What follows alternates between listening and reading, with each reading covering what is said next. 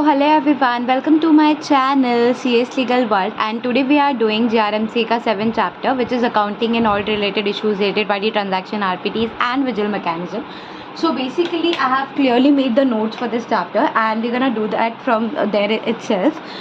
What we have to study in this chapter, I'll briefly go here. NAFRA पढ़ना है, related party transaction पढ़ना है, committees के policies के बारे में पढ़ना है, एंड उसके बाद सेक्रेटरियल ऑडिट का इंडिपेंडेंस एंड इंटरनल ऑडिट का इंडिपेंडेंस.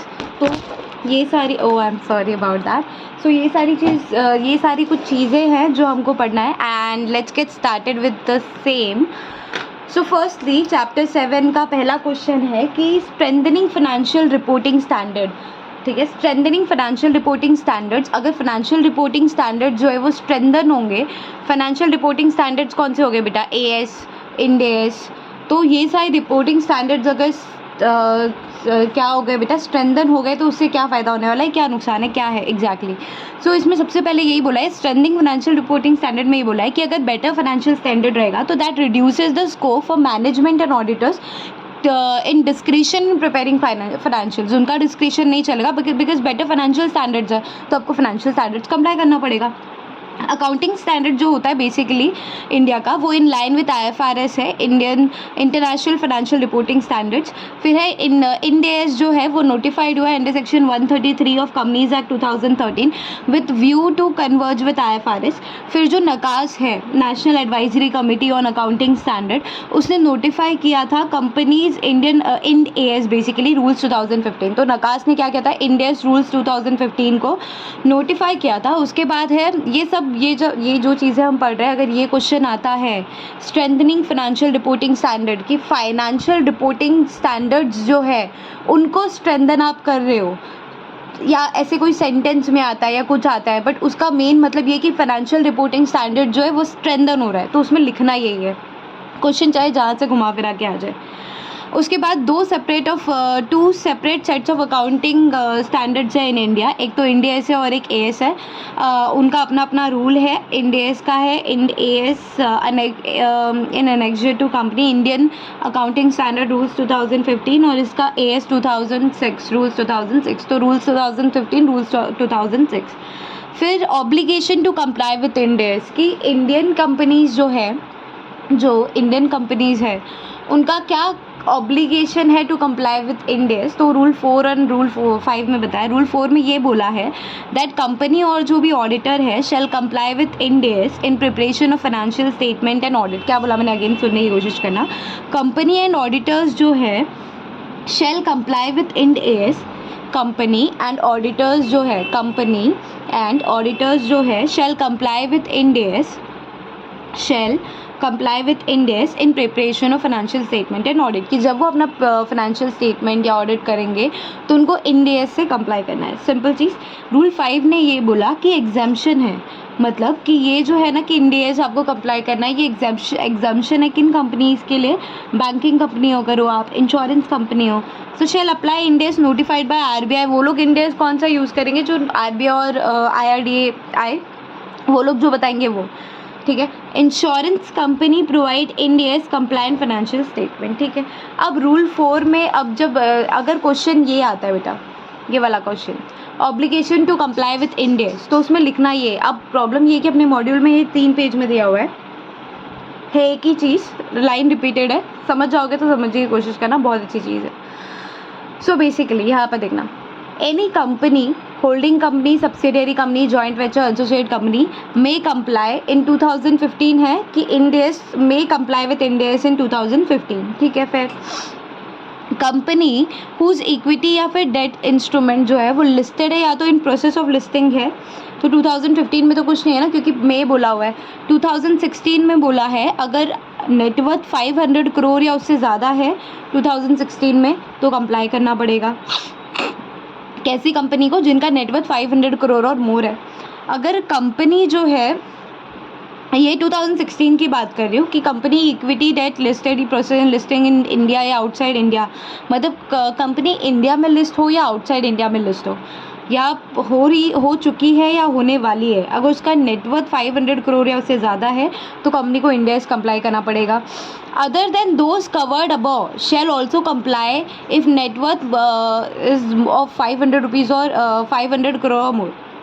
कि इनको तो बोला हमने ना कि company whose equity debt instrument liquid या प्रोसेस ऑफ लिस्टिंग में है. तो other than those covered above, उनको छोड़ के और भी कोई कंपनी है, कोई भी कंपनी है जिनका नेटवर्थ 500 करोड़ या उससे ज़्यादा हो रहा है, तो उसको भी 2016 में इंड एस क्या करना है, कंप्लाई करना है. फिर holding subsidiary joint venture associate company of above company also covered. कि इन सब की जो भी ये लोग तो कवर्ड ही है, इनकी होल्डिंग सब्सी जॉइंट वेंचर एसोसिएट कंपनी सारे के सारे वो भी कवर हो जाएंगे. तो ये 2016 का एक पूरा पैराग्राफ था. ठीक है. फिर 2017 के लिए क्या आया कि कंपनी जिसका इक्विटी या फिर डेट इंस्ट्रूमेंट लिस्टेड है या फिर इन प्रोसेस ऑफ लिस्टिंग है इन इंडिया या फिर outside India, so they shell comply with Ind S अगर उनका नेटवर्थ लेस देन ₹5 करोड़ है. तो 5 करोड़ है या 500 करोड़ है, hold on for a second, 500 आएगा, ये 500 करोड़ ही है.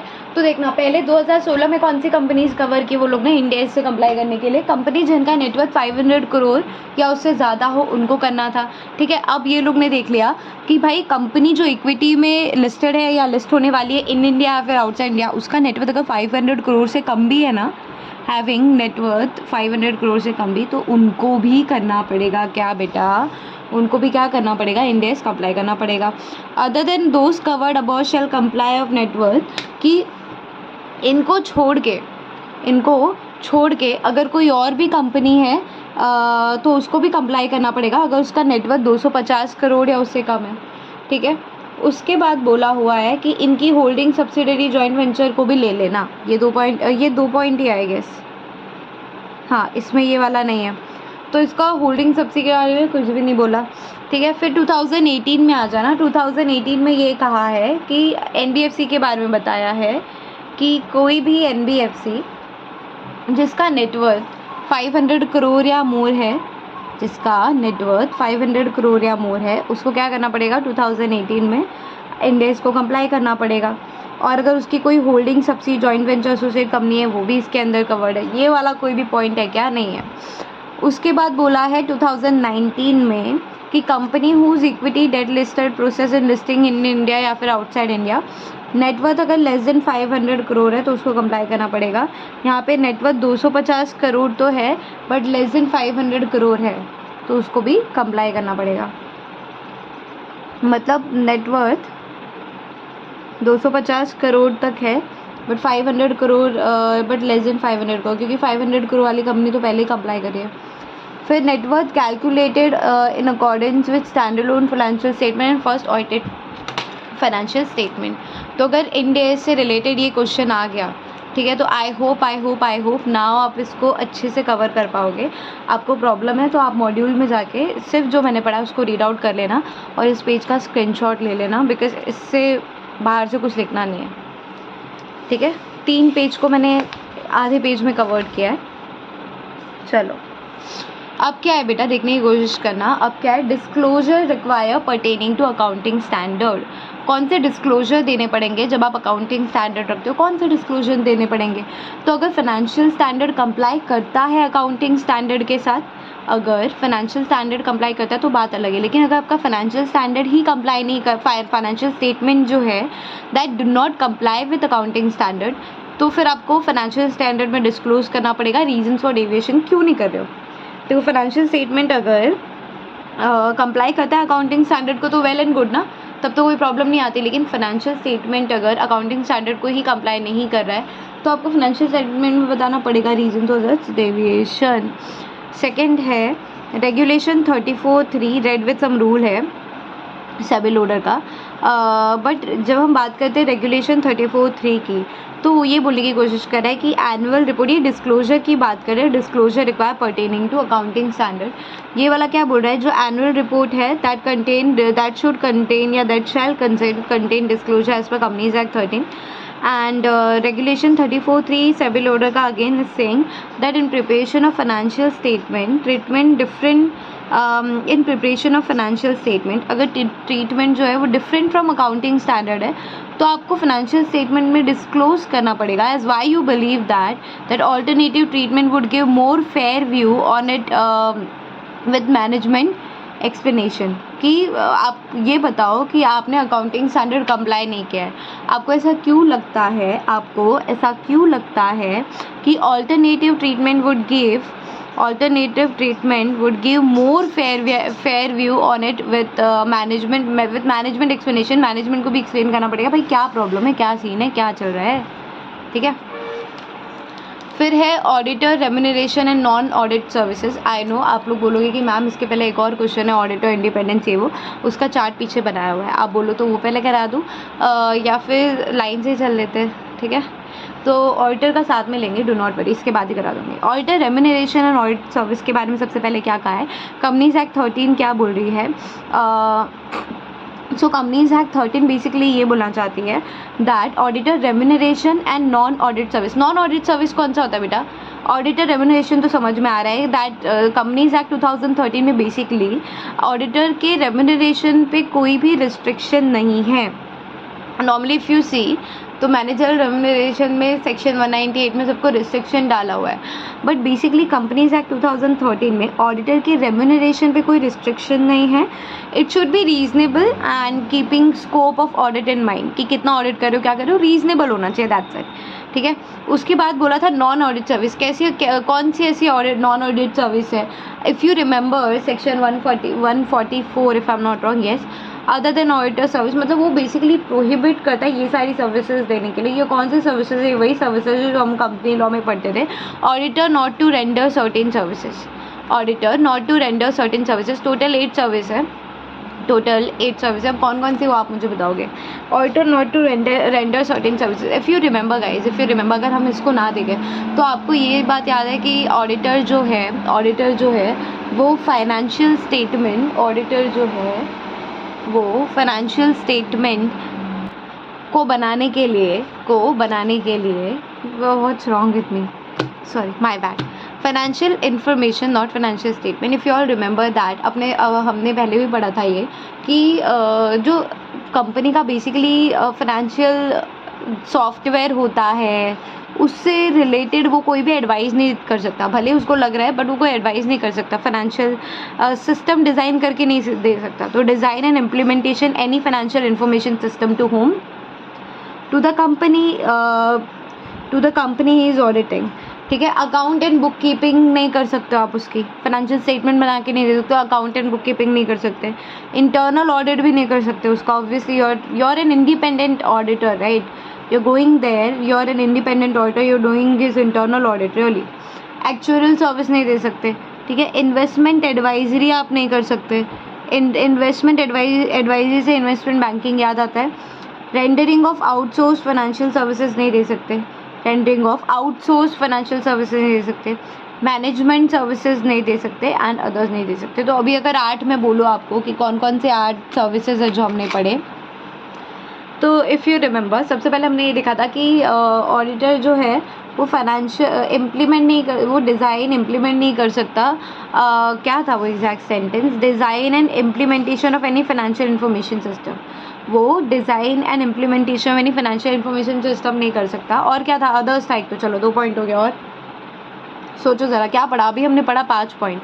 एक तो इन्वेस्टमेंट बैंकिंग था, एक इन्वेस्टमेंट एडवाइजरी था. ठीक है. 2 4 हो गए. 4 और बाकी है. बोलो अभी 4 हो गए. 4 और बाकी है. 4 कौन से थे. Design and implementation of financial information, design and implementation of system of financial information, पहला पॉइंट. सेकेंड हमने बोला अदर्स वाला ले लिया. ठीक है. 2 पॉइंट हमने बोला investment banking, investment advisory. 4 point हो गए. 4 और कौन से बाकी है. 4 और कौन से बाकी है याद करो. Account and book keeping, internal audit. ठीक है. 2 हो गया. 2 और कौन से बाकी है. Management services. एक कौन सा बाकी है. एक मेरे को याद ही नहीं आ रहा. वो पता नहीं याद है बट याद नहीं आ रहा क्या था वो. Actual services. हाँ सब बोल दिया. नहीं 8 ही तो थे. मेरे को क्या हो गया. Rendering of outsource financial services ये नहीं बोला. 8 है या 9 है टोटल. 1 2 3 4 5 6 7 8 9 अदर्स वाले को काउंट ही नहीं करना था, my bad. So rendering of outsource financial services भी नहीं देना था। अब मुझे बताओ टोटल 9 सर्विसेज बताओ, चलो 9 को छोड़ दो, अदर्स को छोड़ दो, 8 बताओ। 8 कौन से थे टोटल? 8 कौन से थे टोटल सर्विसेज? कौन से services? Auditor not to render certain services, ठीक है, auditor not to render certain services कौन से थे? 8 कौन से थे? जल्दी बताना, 8 कौन से थे? आप ये मत देखना कि मैं ये देख रही थी, मैं ये देख रही थी कि ये जो अदर्स है उसमें कुछ स्पेसिफाई किया है या नहीं। चलो ठीक है, छोड़ो। 8 कौन से सर्विसेज थे? 8 कौन से सर्विसेज थे? पहला मैम हमने बोला design and implementation of any system of financial information, ठीक है, पहला। दूसरा एक्चुअरियल सर्विसेज, तीसरा इंटरनल ऑडिट, चौथा अकाउंट एंड बुक कीपिंग, ठीक है। 4 और है फाइनेंशियल, नहीं क्या था वो, इन्वेस्टमेंट बैंकिंग, इन्वेस्टमेंट एडवाइजरी, 2 और बाकी है। Outsourcing of financial information, something like that. Outsourcing of financial services, rendering of outsourcing of, ठीक है। एक कौन सा बाकी है अभी? कोई तो बाकी है, मैनेजमेंट सर्विसेज, ठीक है, कवर्ड। तो these are the services, these are the 8 services that auditor cannot render to companies he is auditing, non audit services, ठीक है। इतना समझ में आया बेटा? अभी नेक्स्ट क्वेश्चन की तरफ बढ़ते हैं। मुझे ये देखना है कि ऑडिटर से ही रिलेटेड है कुछ। Reporting of fraud bye auditors, एक तो ये है, एक मैंडेटरी रोटेशन ऑफ ऑडिटर है जो कि मैंने यहाँ पर कवर किया है, एक तो ये है, उसके बाद नाफरा चालू रहा है। तो ये 2 पेज खत्म करके फिर हम ऑडिटर्स इंडिपेंडेंस फिर वो पढ़ लेंगे, ठीक है। अब देखना, reporting of fraud bye auditors में सिंपल बोला है कि सेक्शन 143(12) बोल रहा है, अगर ऑडिटर जो है in course of performance of his duties he has reason to believe that offence या फिर fraud involve amounting ₹1 crore more, कि 1 करोड़ से ज़्यादा का फ्रॉड है, तो आप डायरेक्टली क्या करोगे? जब आपको पता चला आप सेंट्रल गवर्नमेंट को बता दो, रिपोर्ट कर दो सेंट्रल गवर्नमेंट को। लेकिन अगर डिटेल्स ऑफ फ्रॉड डिस्क्लोज आप details of fraud board report में कब डिस्क्लोज करो? सॉरी, ये नहीं है, ये नहीं। लेस देन अगर 1 करोड़ है, लेस देन अगर 1 करोड़ है, so immediately but not later than 2 days of knowledge, immediately but not later than 2 days of knowledge report करेगा बोर्ड ऑफ डायरेक्टर को। 1 करोड़ का है फॉल्स फ्रॉड, तो चले जाओ सेंट्रल गवर्नमेंट को रिपोर्ट कर लो। बट अगर 1 करोड़ से कम का है तो 2 दिन से ज़्यादा आप नहीं ले सकते, आपको 2 दिन में बोर्ड को रिपोर्ट करना पड़ेगा। बोर्ड जो है रिपोर्ट टू जब बोर्ड करोगे तो क्या स्पेसिफाई करोगे? नेचर क्या है, नेचर ऑफ फ्रॉड क्या है, अमाउंट क्या है, parties involve in the fraud कौन कौन सी है। अब बोर्ड जो है वो रिप्लाई करेगा विदिन 45 days टू ऑडिटर को सेटिस्फाइड और मैटर क्लोज। अगर सेटिस्फाई नहीं है तो board reply plus his comment on it वो किसको भेजेगा? 15 days में सेंट्रल गवर्नमेंट को भेजेगा। तो इसका पूरा कार्यक्रम अगर हम देखें कि अगर लेस देन 1 करोड़ है फ्रॉड का, तो 2 दिन में जो ऑडिटर है वो बोर्ड को बताएगा। बोर्ड जो है 45 days में उसको रिप्लाई करेगा। ऑडिटर को अगर उसका रिप्लाई ठीक लगता है कि चल भाई सही है, सही बोल रहा है बंदा, तो ऑडिटर मैटर क्लोज कर देगा। ऑडिटर को लगता है ये तो भाई झोली झोल है, तो ऑडिटर विदिन 15 days क्या करेगा? सेंट्रल गवर्नमेंट के पास वो रिपोर्ट प्लस उसके कमेंट भेज देगा। समझ में आ रहा है बेटा? समझ में आ रहा है?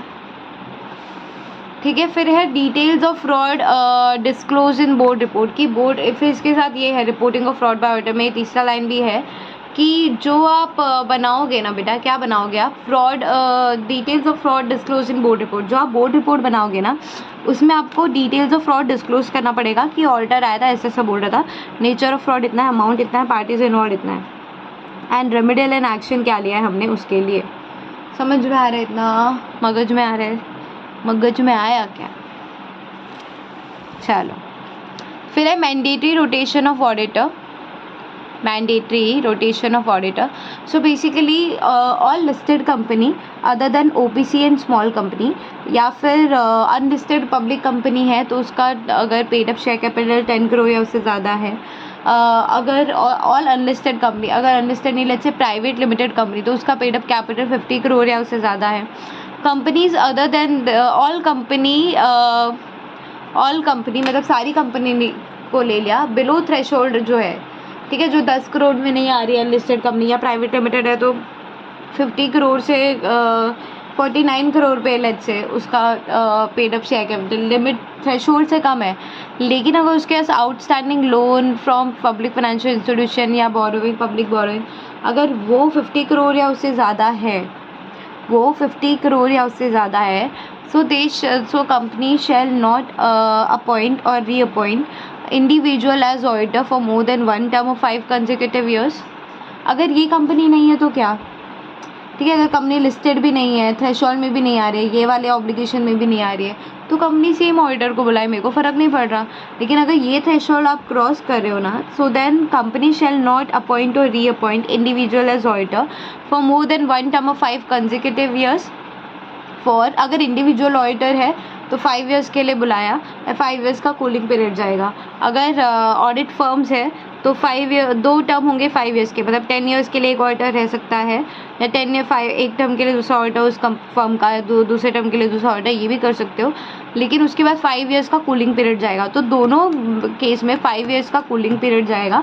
कूलिंग पीरियड इज़ कि 5 ईयर्स उनकी टर्म्स खत्म होने के बाद 5 ईयर्स तक उनके फर्म का कोई भी बंदा आके इधर नहीं कर सकता क्या ऑडिट। इफ़ 2 और more audit firms have common partner, ठीक है, अगर 2 ऑडिट फर्म्स हैं, ठीक है, उनमें कॉमन पार्टनर है, ठीक है। अब कैसे होगा वो कैसे होगा आप समझदार हो। 2 ऑडिट फर्म है, उनमें कॉमन पार्टनर है, and one of these firm has completed its 2 terms of 5 consecutive years, none of such audit firm eligible for reappointment as auditor in the same company for 5 years।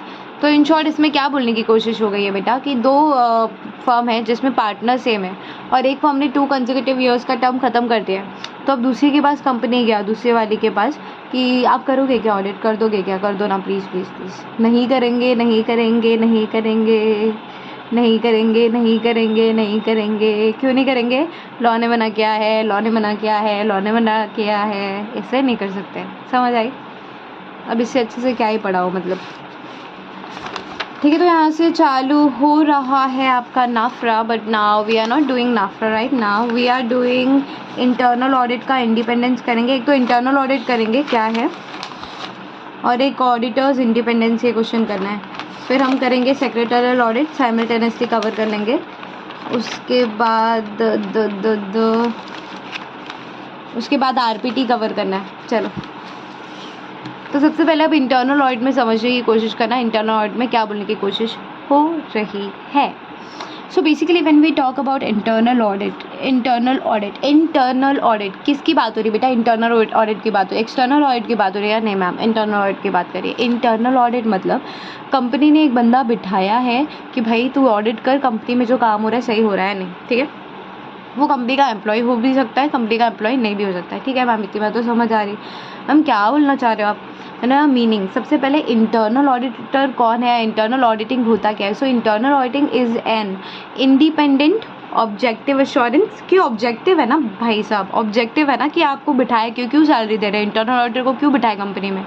Now most people doesn't know about the internal audit job, of course not, because we all know what doctor does, we all know what teacher does, ठीक है। Engineers का तो we don't know because they go in all the stream, so no comments on that, but we know mostly publicly सब कुछ पता है। Doctor क्या करता है, टीचर क्या करता है, डेंटिस्ट क्या करता है, स्किन स्पेशलिस्ट क्या होता है, सबको पता है right. But when we talk about internal auditor का you have to understand that internal auditing is also an independent objective assurance. उसके काम से कुछ निकलने वाला, ऑब्जेक्टिव क्लियर होने वाला, पता चला है। एंड कंसल्टिंग एक्टिविटी, उसको भी कंसल्ट करना, ओपिनियन देना है। सो इंडिपेंडेंट है, objective assurance and consulting activity है। Design to add value and improve an organization's operation. Designed to add value and improve an organization's operation. It helps the organization to accomplish its objective by bringing a systematic, disciplined approach to evaluate and improve the effectiveness of RM, IC and governance process. क्या बोला मैंने, समझने की कोशिश करना फिर से।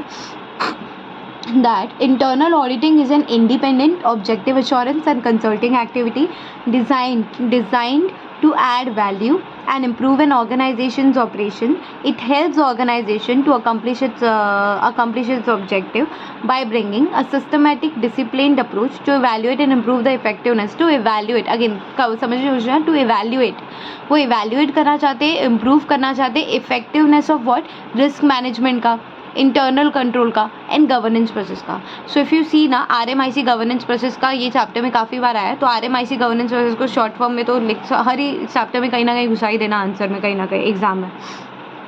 So internal auditing is what? Internal auditing is independent, objective assurance and consulting activity designed to add value and improve an organization's operation. It helps organizations to accomplish its objective by bringing a systematic approach to evaluate, improve the effectiveness of RMIC and governance. So this is nothing but independent verification to reduce record keeping errors जो हो रहे हैं, asset का कुछ miss appropriation हो रहा है, fraud जो हो रहा है within business and non business organisation. ठीक है. फिर this internal audit is considered as good practice. You should do it, like one should do it. Independent appraisal activity होती है उसमें within an organization for review of independent appraisal activity होती है, checkings होती है within an organization for review of system बराबर चल रहा है क्या, procedures बराबर follow हो रहे हैं क्या, practices का लॉ से कंप्लाई कर रहे हैं क्या, कंप्लायंस हो रहा है क्या विथ पॉलिसीज विथ वॉट की जो पॉलिसी बनाई गई है उनसे सिस्टम प्रोसीजर प्रैक्टिस ये सब कंप्लाई कर रहे हैं क्या for accounting financial and other operations. उसके बाद बोला है it is a tool to control. Internal auditing is it's a tool. Internal auditing it's a tool, एक हथियार है to control what, to ensure कि सारे rules regulation practice laws are followed. ठीक है. फिर उसके बाद to identify risk and suggest remedy measures for that and to evaluate working of organization. ठीक है. इतना करने के बाद हमको ये समझ में आ रहा है कि सेक्शन 138 ऑफ कंपनीज एक्ट 2013 जो है वो बोलती है कि मैंडेटरीली आपको अपॉइंट करना पड़ेगा internal auditor in following companies. Following companies कौन सी? 25, 50, 100, 200. अगेन साथ में बोला मेरे 25, 50, 100, 200. 25, 50, 100, 200. 25 वाली कौन सी कंपनी है? तो एवरी कंपनी जो डिपॉजिट आउटस्टैंडिंग डिपॉजिट्स है उसके पास. ठीक है. आउटस्टैंडिंग डिपॉजिट्स है during previous financial eight any time during previous financial year जो कि 25 करोड़ या उससे ज़्यादा है, 25 करोड़ मोर. मतलब ये मैडम जी कि अगर आउटस्टैंडिंग डिपॉजिट साल के स्टार्ट में 5 करोड़ था, फिर बीच में 30 करोड़ हो गया, फिर साल के एंड में फिर से 7 करोड़ हो गया, तो मैम क्या मैं इस लिस्ट में आती हूँ मैम? क्या मुझे इंटरनल ऑडिटिंग करानी पड़ेगी? यस, आपको करानी पड़ेगी बिकॉज दिस सेज अगर लिस्टेड कंपनी है तब तो आपको मैंडेटरी अपॉइंट करना है. अगर अनलिस्टेड पब्लिक कंपनी अगर हो आप और आप 25, 50, 100, 200 में आ जा रहे हो, 25, 50, 100, 200 अगेन 25 की आउटस्टैंडिंग डिपॉजिट है 25 करोड़ या उससे ज़्यादा का. ठीक है. 25 करोड़ या उससे ज़्यादा का eight any time during the previous financial year, तो आपको क्या कराना पड़ेगा? आपको मैंडेटरी क्या करना पड़ेगा बेटा? इंटरनल ऑडिटिंग करानी पड़ेगी.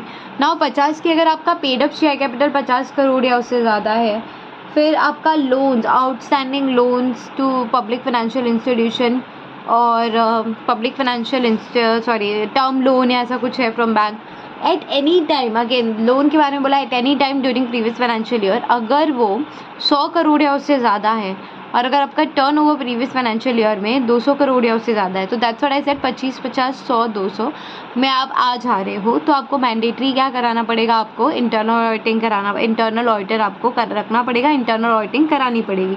इंटरनल ऑडिटर रखो समझिए, एम्प्लॉय भी कर सकता है बट मैं बोल रही हूँ कि इंटरनल ऑडिटिंग करानी पड़ेगी. फिर एवरी प्राइवेट कंपनी, सबसे पहले हमने बात की लिस्टेड कंपनी, तब तो मैंडेटरी इंटरनल ऑडिटर को अपॉइंट करना ही है. ठीक है. 25, 50, 100, 200 में आ रहे हो, अगर आप अनलिस्टेड पब्लिक कंपनी हो 25, 50, 100, 200 में आ रहे हो, तभी भी आपको मैंडेटरी क्या करना है? आपको अपॉइंट करना पड़ेगा इंटरनल ऑडिटर. फिर एवरी प्राइवेट कंपनी अगर है और आप 100-200 में आ जा रहे हो, 100 क्या वही लोन वाला और टर्नओवर 200 करोड़, अगर आप इस 100-200 में आ जा रहे हो तो भी आपको क्या करना पड़ेगा? आपको कंपलसरी क्या करना पड़ेगा? इंटरनल ऑडिटर रखना पड़ेगा.